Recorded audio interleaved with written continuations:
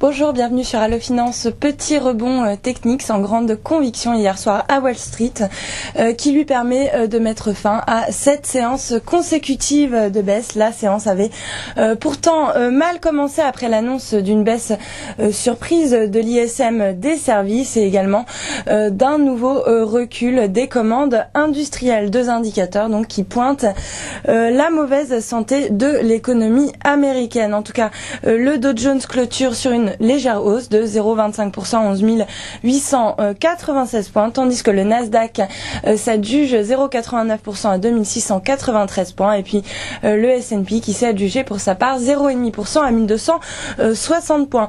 En Asie, léger rebond du Nikkei qui grappille 0,23% et retrouve les 9659 points. Ailleurs, l'ambiance reste plutôt tendue avec encore un repli de 1,01% à Hong Kong ou encore de 1,65% à Taïwan. Et puis sur le marché d'échange, pas mal de nouveautés. Le yen chute actuellement face au billet vert et à la monnaie européenne après l'intervention du gouvernement japonais sur les marchés dans l'optique donc de contrer la flambée de la devise nippone qui renouait la veille avec son record de hauteur qui date de la Seconde Guerre mondiale.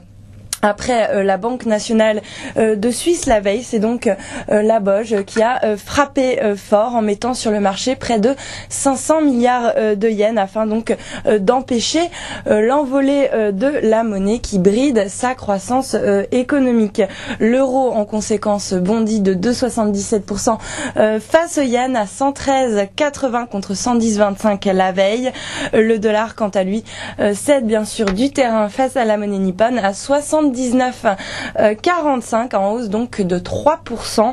Alors à noter que la veille il se négociait aux alentours des 76,90. L'euro quant à lui reste stable face au billet vert, continuant de tester un petit peu le seuil des 1,43. Du côté de la préouverture en Europe, enfin un rebond qui devrait pointer le bout de son nez dans les premiers échanges. Paris est en effet attendu en hausse de 1,1% pour ouvrir donc autour des 3494 points. Voilà pour la préouverture. À très bientôt avec nous sur Allo Finance.